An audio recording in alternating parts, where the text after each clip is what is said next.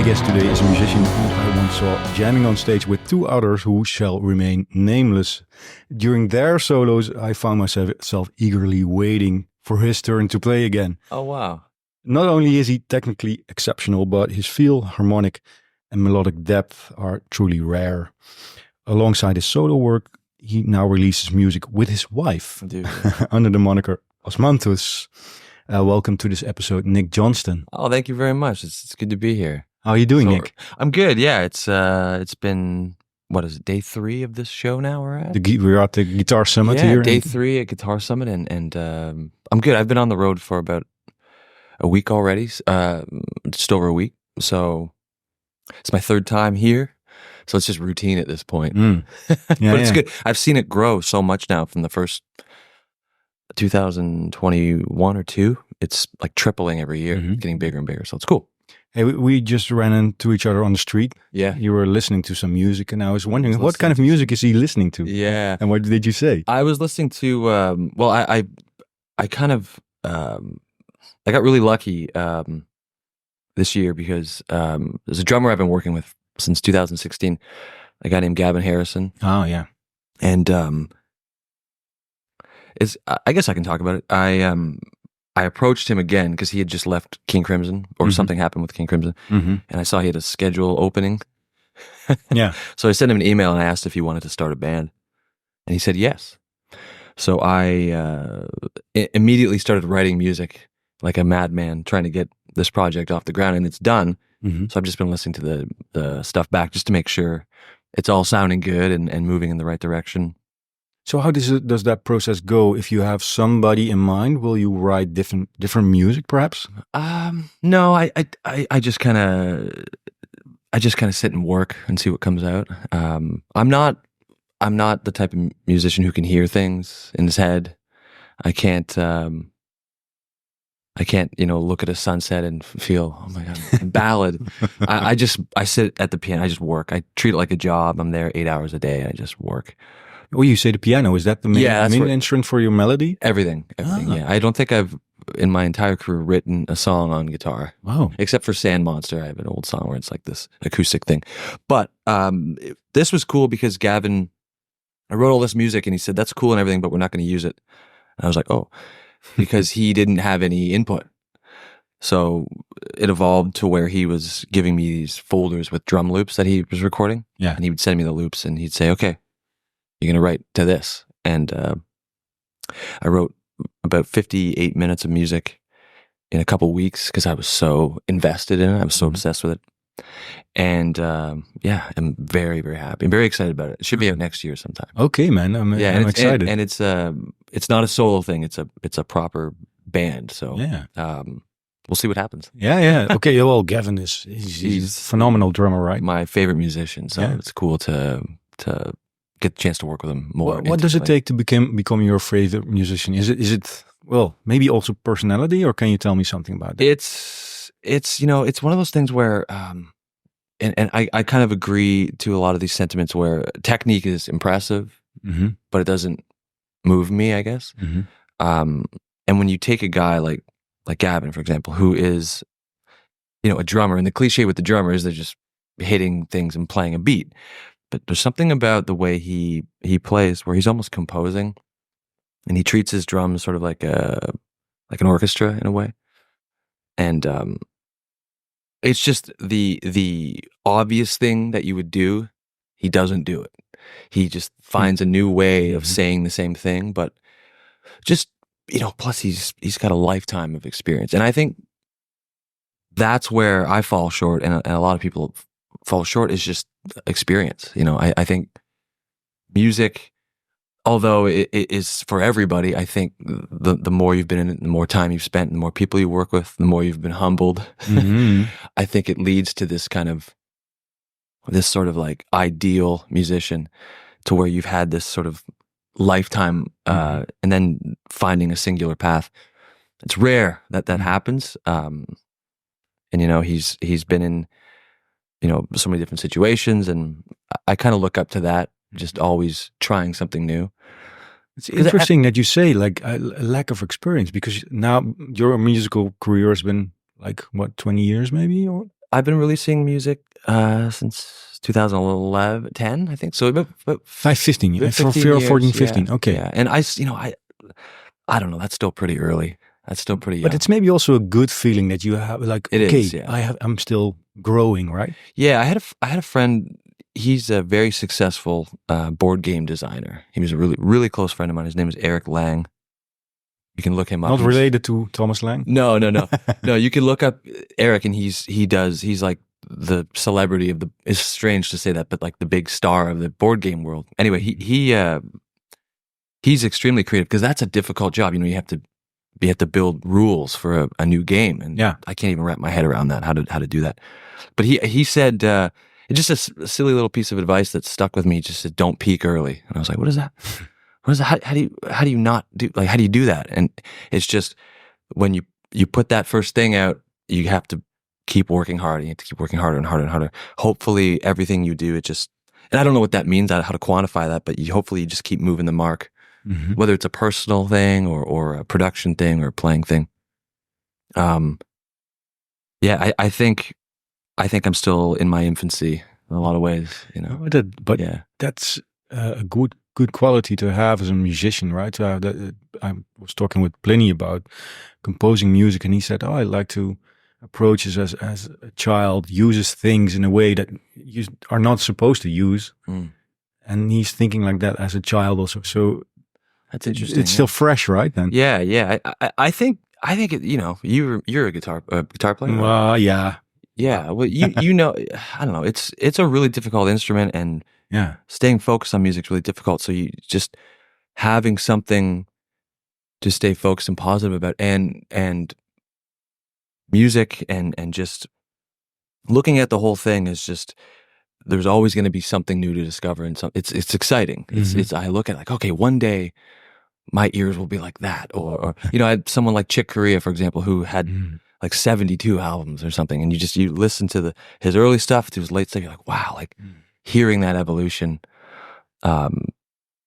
ideally it would be, for me too, just to go from, that really eager, I was 23 maybe when I put the first one out, thinking I knew what I was doing, which I didn't, to, the 60-year-old version of me who hopefully kind of has a command on what he's trying to do, but who knows if I'll ever get there.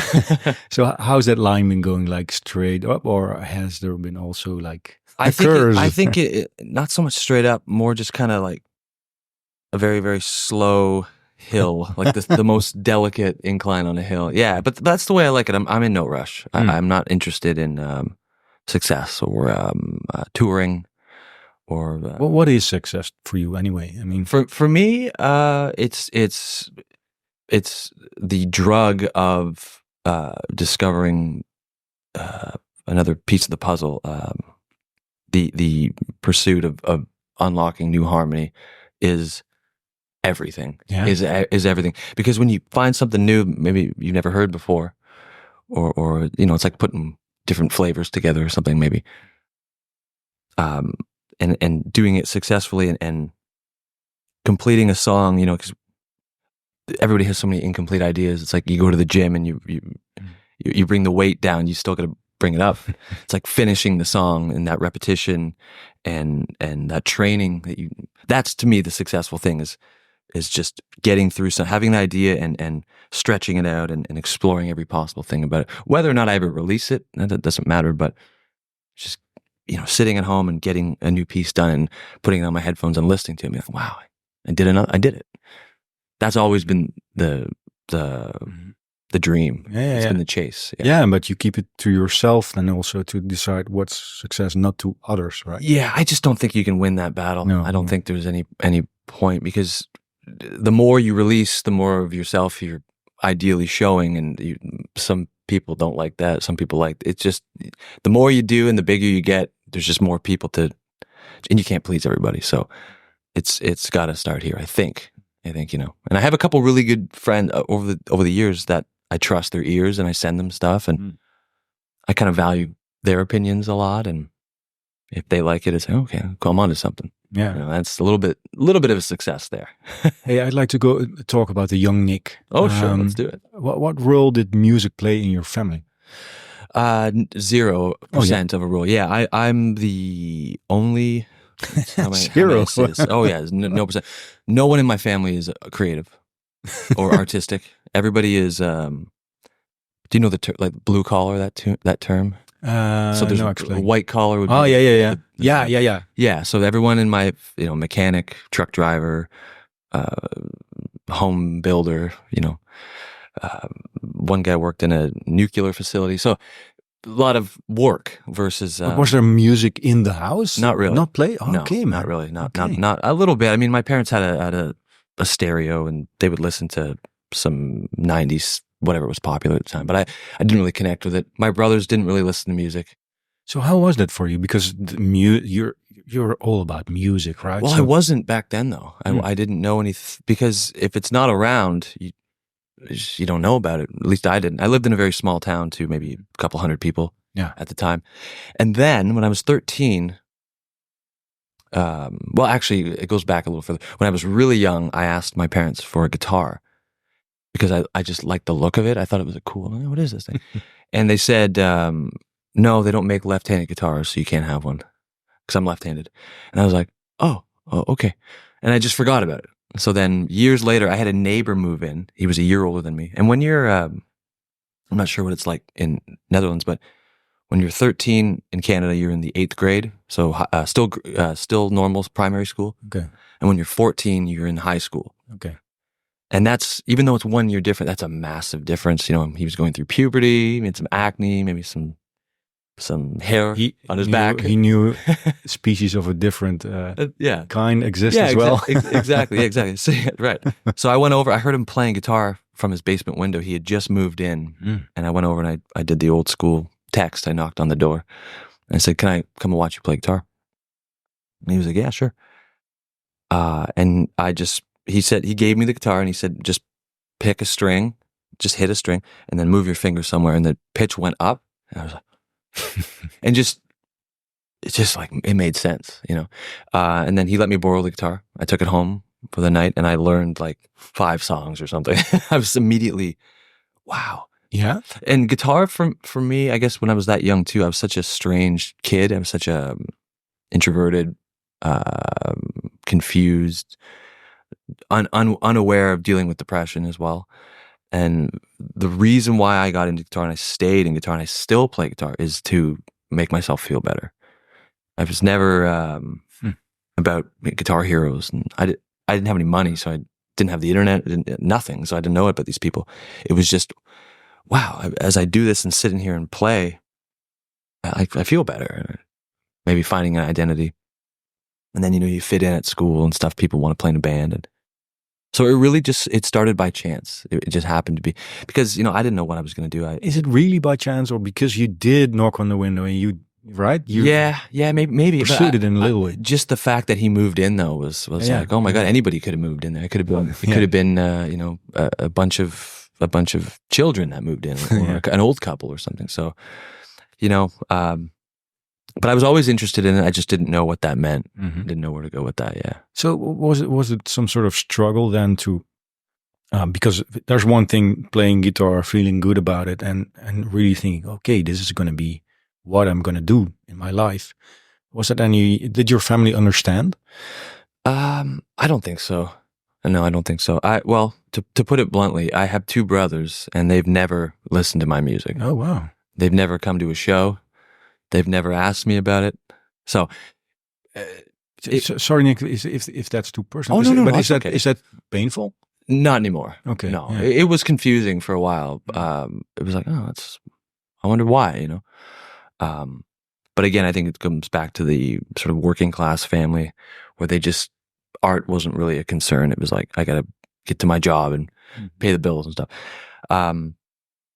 I never had a goal. I never had a goal to be a musician.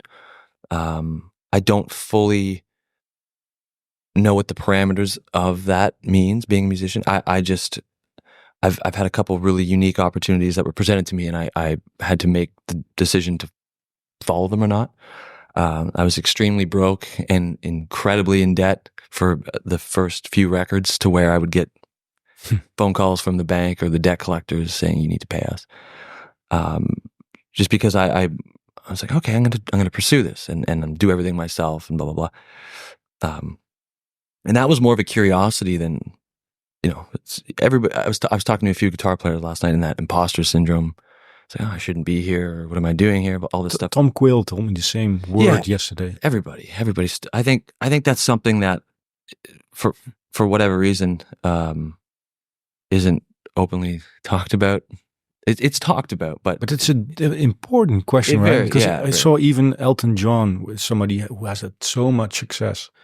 Mm-hmm. Prior to the show, he'd be so nervous and thinking, "Oh, people are gonna see." Yeah, and that's. I think it's important to talk about it at least, right? Yeah. It's so anyway. Being a musician or a version of that was a total accident. Total accident. I grew up in a town of like 100 people or 200 people. Right behind me was a cornfield. There was no reality of being a musician. It just was impossible. Especially, with my parents who my family, my extended family even, they've never taken an interest in it. So I was like, oh, I guess that's for other people, Mm-hmm. And then just over time, you just work hard and if it's going to happen, it's preparation, maybe a little bit of luck, but just being there and being present. And luckily I was young enough at the time to where I was very hungry. So when the chances came, I tried some stuff and, and I ended up here somehow. Yeah, but it says something about you that you from that circumstance, that's not easy, right? No, I mean, to step out of it and to it's still not easy. Tell me. Yeah, it's. I mean, again, being someone who was more of a sensitive, introverted person as a child, that never really goes away. It's like if that's who you are up until your 20s, that's probably who you're going to be, whether some sort of lobotomy or reprogramming of the brain.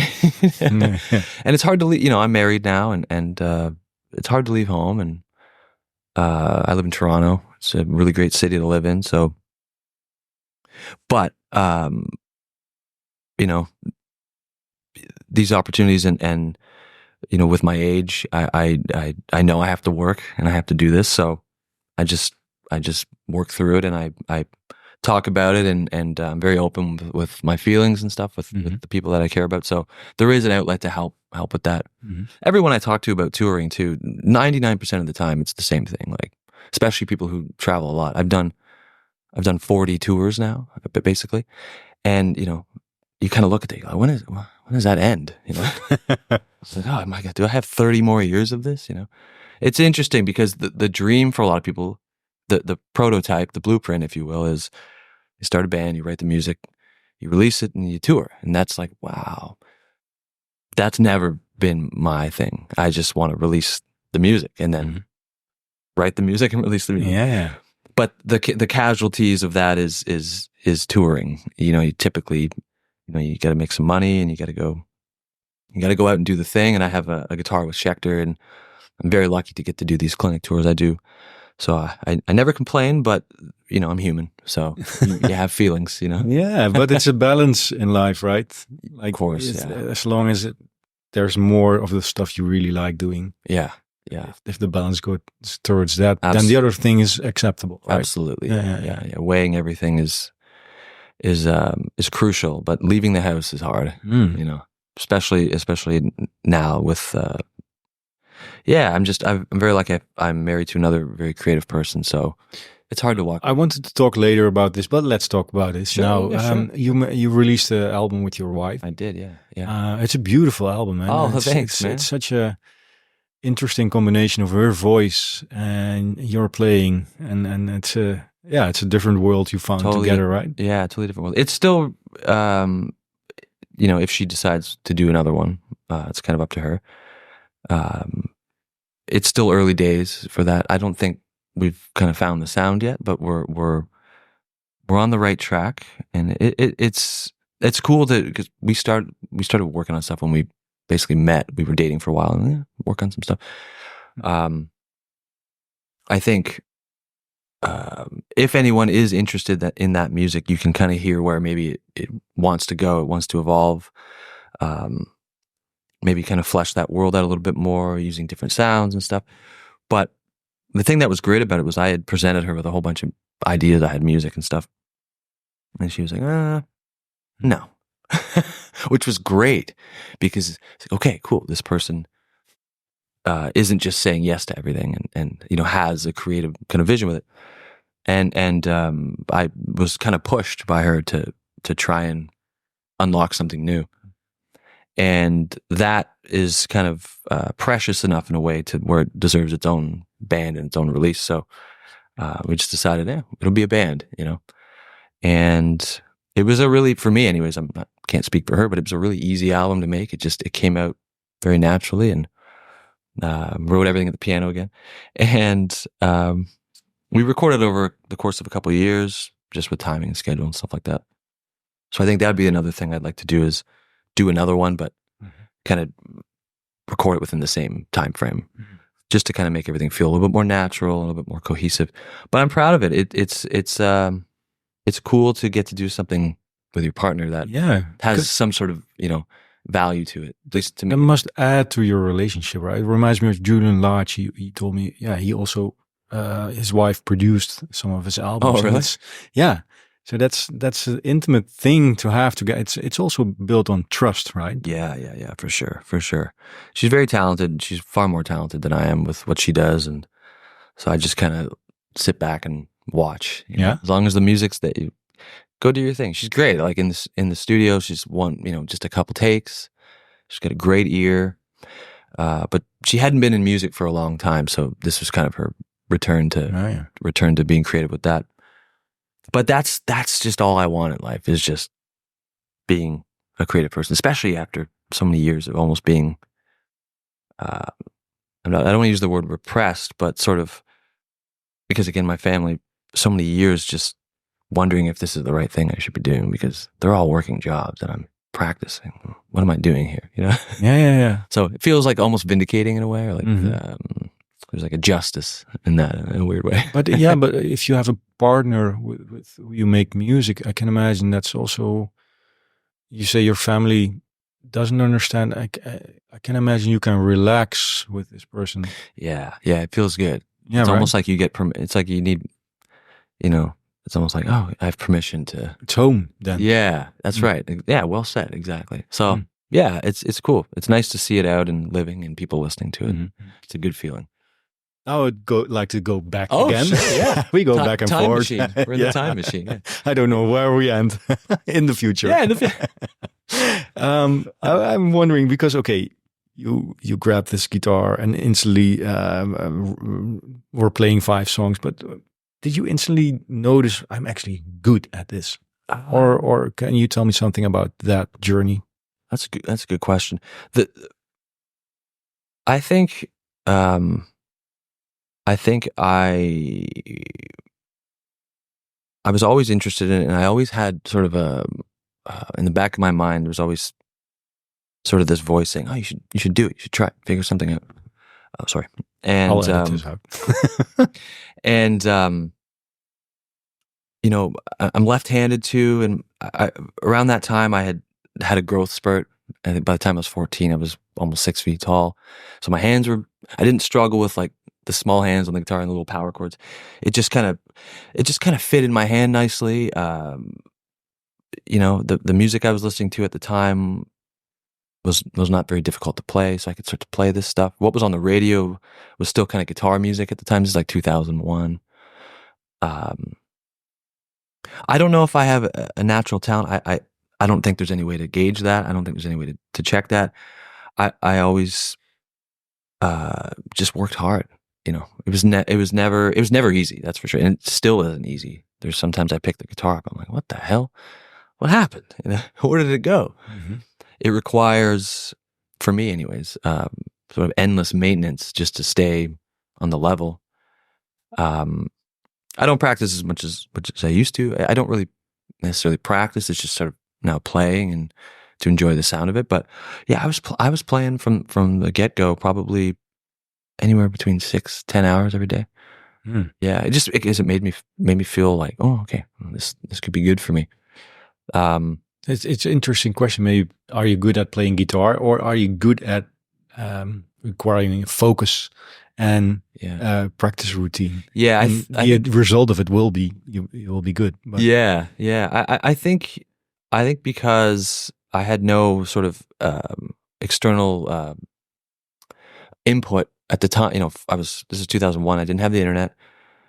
There's no Instagram reels of people playing guitar and from all over the world. So I didn't have constant input. It was a time of being in the cocoon almost. It was in a vacuum, and I was just practicing, and I couldn't really afford a lot of records and stuff. So I was just sort of, sometimes I take a guitar magazine and look through it, or my dad had a bunch of records in a dusty milk crate somewhere hidden. I would put those on and put them on half speed. And which records were that? All sorts of stuff from the 70s, Black Sabbath, Zeppelin, like all that music. And then I started buying records because he had a record player. I was like, okay. And I got into all the shrapnel guitar players, and I remember buying a copy of 1986 Vinnie Moore, Mind's Eye. Oh yeah. and I didn't really know about it. I was like, oh, this looks cool. And I would put it on half speed and try and figure out some of the stuff. And that was how I practiced for a long time, was just trying to figure stuff out. And by doing that, I never figured it out, but I had my own spin on it, I guess you would say. And that just evolved. I have a strange style. So, I had a hard time mimicking players I liked. And I look back on them, I'm kind of happy about that, because my sort of shortcomings became my defining style. Yeah. I think. Yeah. So, also, your hybrid picking techniques grew then? Yeah. Well, that happened naturally, because I remember just playing, and my picking is still so bad; it's atrocious. And I remember looking down, and I was kind of doing it to help me cross a string. I was like, "Oh, okay, cool." I started doing that probably right from the beginning, because again, being left-handed. I needed some help over here. And I had seen classical guitar players using their fingers. I'm like, okay, so this is a thing.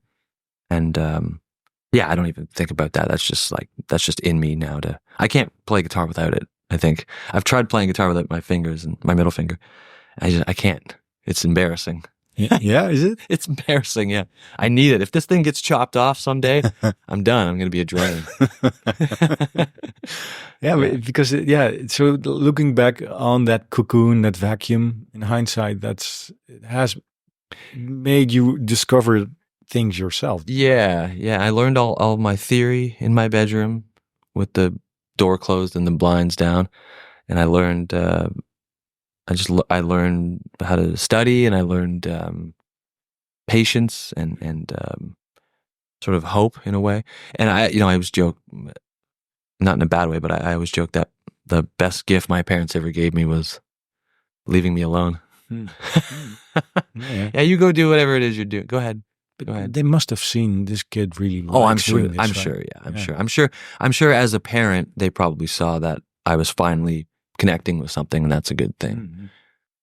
Because it was just I just couldn't figure out what I was, who I was, and I think a lot of teenagers are just kind of looking for something to help them make sense of the world around them, and but making music is such a it's an important thing, right? I myself really remember the feeling of it just felt good. Right? Feels great, yeah. And you achieve something, although a little bit, and you figure out a tune, like you have instant gratification also, right? Yeah, and that's the sort of, I guess, the beautiful thing about it is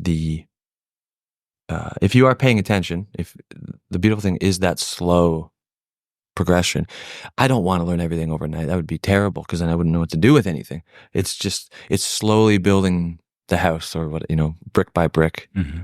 Until you see a wall, you're like, oh wow, and then you keep going, and yeah, I think now it's the same thing. It hasn't gone away, and that I'm grateful for that, because music requires so much attention, and it's very easy to get overwhelmed by that, and to a point where you're like, oh, I just don't want to do it, or I don't want to think about it, or the guitar can sit over there, but to have that sort of, maybe it's insanity to keep going back and picking it up and working on something. I just fell in love with it, you know. Hey, I'd like to talk about some key moments in your life. Sure. So knocking on the window of your neighbor is maybe one, but are there some other moments that you thought, oh, was a crossroad or something? Yeah. Well, one of them. Okay, so after I was about 14 when I got my first guitar, my own guitar. It was a Squier Bullet, and it was like $100 or something, and it came with an amp. It was like a used pack.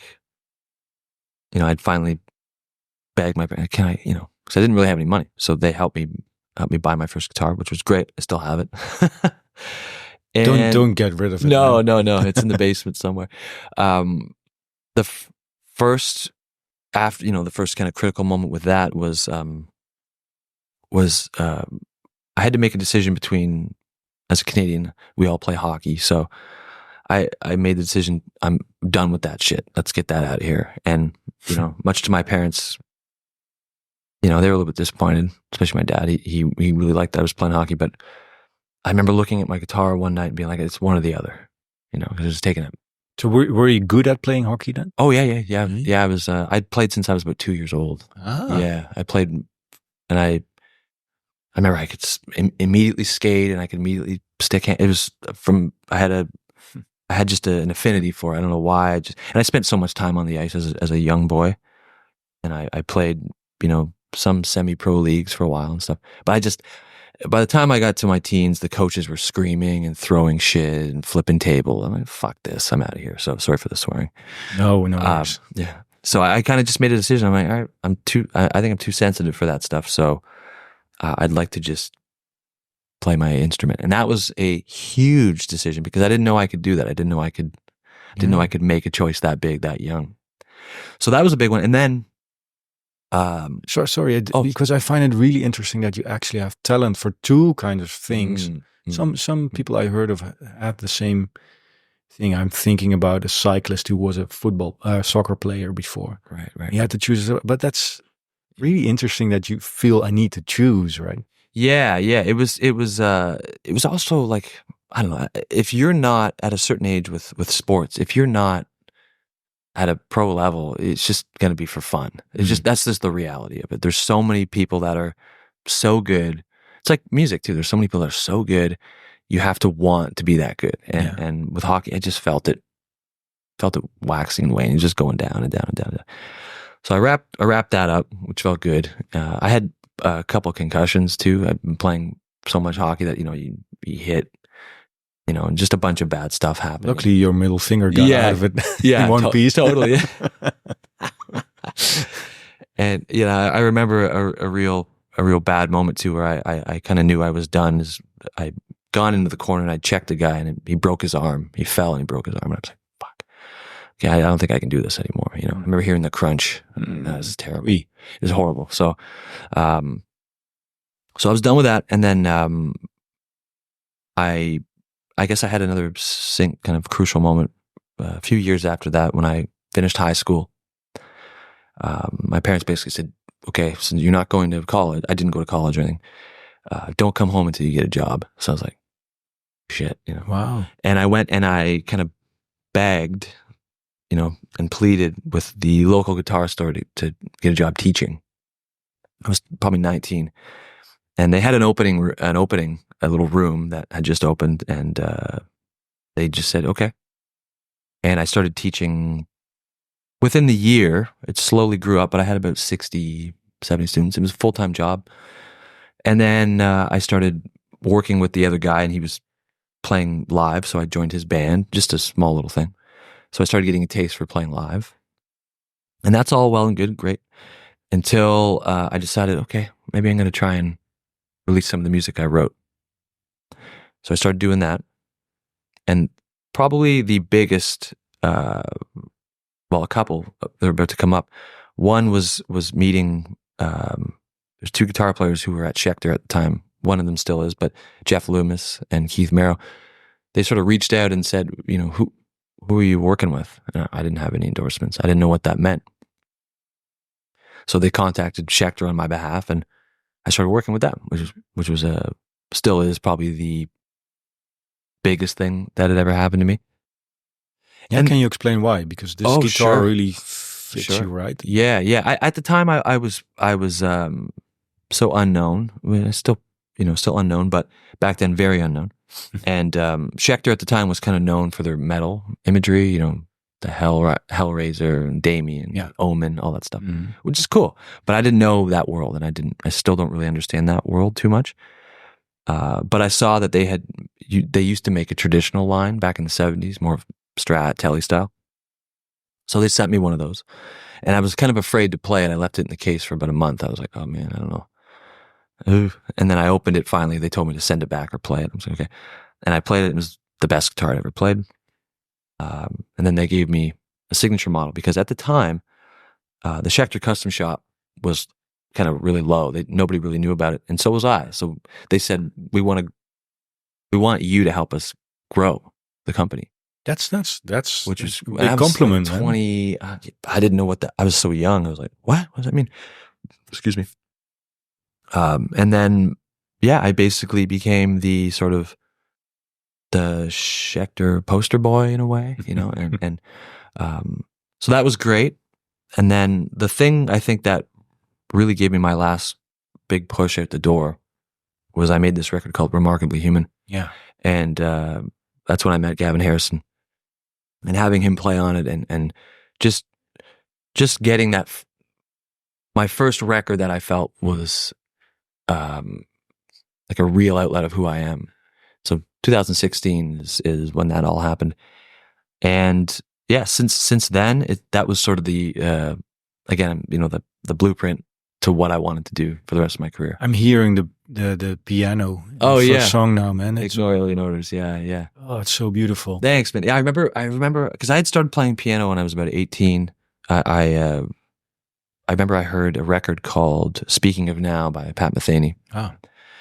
And I couldn't believe what I was hearing. There's that opening song called "As It Is," and it's kind of got this. It's very jazzy, but it still has this progressive element to it, and it's got these really interesting time signature changes. It's very driven by piano. I was like, "What's going on here?" And I looked into it, and I was like, "Oh wow, Pat writes everything on a piano. That's so cool." And I became obsessed with Pat Metheny, and I just dug until I finally was like, "Okay, that's it. I'm getting a piano." It's a little keyboard. And I stopped playing guitar for a little while, and I sort of spent all my time playing keyboard. And that's still what I do. I play more keyboard now than guitar. And finally getting into the sort of idea of composing versus playing, if that makes any sense. Mm-hmm. With guitar, I was always just playing and practicing, but with piano, I could hear things differently. I could audition harmony instantly, and I could, because these chords in the beginning, they really set the tone for that record. The whole album, right? The whole album. In fact, I think that intro set the tone for the rest of my career in a lot of ways, because it kind of was the first. Besides Atomic Mind, that one song, it was sort of the first display and sort of show of understanding from my perspective on how to maybe use harmony, because it's just simple notes, but how I'm using the harmony was sort of the secret I was trying to unlock, the magic of that, and I'm still chasing it. Yeah, but it's interesting that you say, because it's not without a reason that I hear these chords. It's not without reason. Talking about this. They're so strong, man. Yeah, I remember being in my my older brother had moved out.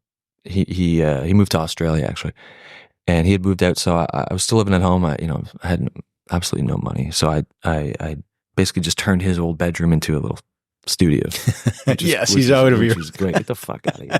Which was great. So I had all my stuff, and I remember it was really late at night, and I was just kind of sitting with my acoustic guitar, and I just played that first E minor. It's an E minor to a B flat. Just everything's tuned down a half step, and I remember hearing that and just being like, "What the hell's going on here?" And I'm the type of person, I'm the type of musician where, because I spend so much time working on music and thinking about music, if I hear anything, like, and you're probably the same way, maybe with writing or with journalism or whatever, if you notice something that interests you, it could be the smallest thing, you're like magnetized by it. And you're like, okay, there's something here. I got to discover it. I got to open it up.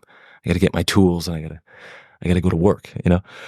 Yeah. So I just remember that was like my brain kind of, oh wow. And it has nothing to do with technique. It has nothing to do with tone. It has nothing. It's just pure, the sound waves moved in the right way I wanted. And that's like almost the mystery of the universe in a way, you know?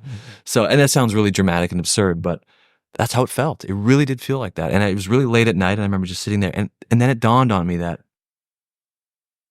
wow, if I didn't sit there and do that, would I have ever written that at that time of night? And then you start thinking, well, okay, the muse shows up when it wants to, and as long as you're there and ready for it. You can't chase it, right? It's crazy. It will chase you. It's maybe, crazy, but, yeah. I find those thoughts to be maddening, and I try not to think about it too much. But there are ways maybe to open up for it, though, right? Oh, Can absolutely. you elaborate a little bit on that? Yeah. Well, now, I mean, my process is much different than it was back then. That was almost 10 years ago. Now, well, I'll walk you through my day, I guess. So usually I get up pretty early. We were talking earlier. I get up around 5:30 in the morning. I set my alarm. Thankfully, my wife is a heavy sleeper, so she just sleeps right through. It's fantastic, babe. So I go down, and one of two things usually happens. I'll sit at the piano with the headphones on, play really quiet, or I'll go for a long walk or something.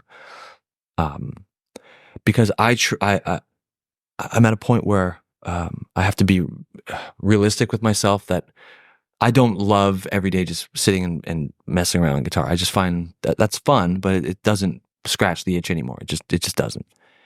So I treat the composition and the focus like a job. I treat it like an 8-hour a day work job. I sit down and I go to work, and the more you do that, there's just the ratio and the reality, the percentage of you coming up with something and finding something is just that much higher. It just is. And, I was really inspired for a long time by Stephen King, the author. And I remember him saying, in fact, if you're listening, whoever you are out there, there's a great book he wrote about the creative process called On Writing. I don't know if you've ever checked it out, but it's absolutely brilliant. He talks about his process and his whole life and stuff. And he just said, if you want to be a great writer, you just got to read a lot and you got to write a lot. Simple as that. And I was like, and every day, right? Every day. Yeah. So I just, and he said, every day, he goes on a date with the muse, and sometimes she comes and sometimes she doesn't, but he goes every day. He shows up. Go on the date. Yeah. He shows up at the table, and is she here? Oh, she's not here tonight. Okay. Or he's not here tonight. So that's just how I've treated it. I just, every day I sit and just maybe, one day out of the week or 2 days out of the week, I'll find something that I was like, oh my God, this has made it all worthwhile. And it's my routine. I need routine. As someone with no sort of traditional job, you would say, you can go crazy. You can flounder, and you can waste time, and you can get into bad stuff. So you also set an end moment then? Yeah, I usually by the time we eat dinner, I'm done for the day. Yeah. I used to work all through, and it's just ruining my life. So set boundaries for yourself. But I find the heart and the meat of what my work day is usually in the morning, and then up until early afternoon. And it's been very the results have been strong. I finished. Let's see. So I put out an album in February, and usually the way I work is I have a new album done by the time the current one is coming out. So when I put out Child of Bliss came out, but I have the next one was already done. And I wrote, I wanted to try something new because my 10th album is coming up. I'm about to release the 8th. So I decided to try and do a very obnoxious, nerdy, progressive rock thing. And I'm doing a trilogy of albums, so 3 albums. 8, 9, and 10, and they're all done. And I'm writing a book for it. So it's a fantasy novel, and it's a big concept. It's a 3-album concept album. And it'll be out, the first one will be out probably next fall. And so I have an editor kind of working on the book right now. And just Nick, man, congrats. I mean, this sounds so... Thank you. It's very much for me, and I hope it translates when it comes out. I'm not sure. Yeah, but I'm really excited, man. I'm to check it out. Yeah, it's cool. It's the first solo record I've done with Gavin again since Remarkably Human, so he's back on this one. The album is called, the whole project is called Spellbreaker. It's this very big, it's a whole thing. I've been working on it for a while. Is that another key moment of making a book in your life? That's been what I've spent my time on the road doing, on airplanes and airports and hotel rooms, just sitting there writing. And I have someone who's kind of been mentoring me, a very, very, very good writer who's been from the UK, who's been giving me little goals. And I met him by chance. He just emailed me as a fan one day. He said, have you ever thought of doing a graphic novel for Wide Eyes in the Dark? He liked that album, I guess. I was like, no, I haven't really thought of that. But just by chance, I happen to be writing this book. And it's going to come out in 3 parts. Each album will get its own kind of version of the story. He just gave me these little goals, and he gave me one last week. I'm working on something, and it's just kind of stretching my mind differently. And then I find I love doing it. Like, I'll sit there for 2 hours and I'll just work. But do the stories give you melodies also? No. Okay. Unfortunately not. Okay. I'm not like I was mentioning earlier, I don't hear things in my head. I don't have that internal pitch, I guess you would say, that perfect pitch. I just like, and maybe on some level that's my youth still coming out, the boy in the bedroom.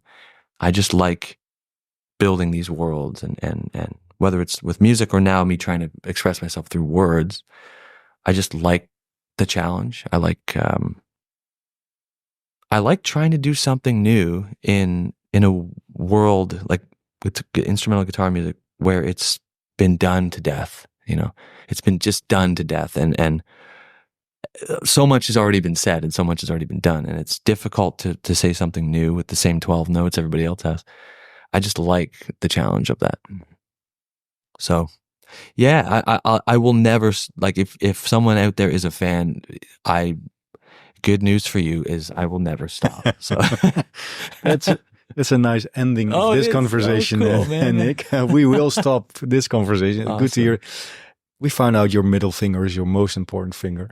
It sure is. Playing guitar. That's right. Hey, Nick, thanks so much. It was a joy talking to you. It was too. Yeah, I appreciate it. Thank you so much. And listeners also, thanks for listening. Thank you, guys.